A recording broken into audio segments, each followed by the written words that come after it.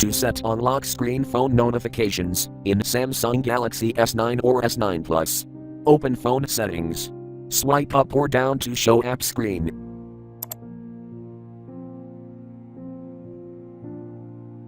Tap phone.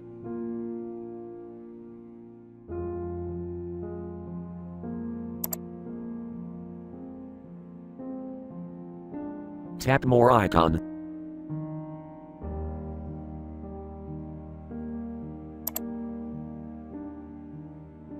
Tap settings.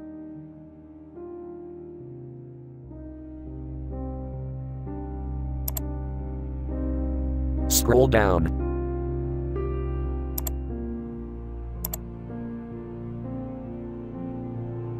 Tap notifications.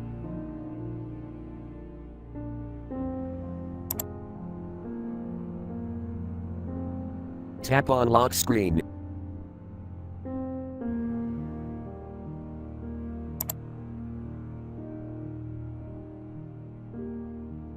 Select option you want.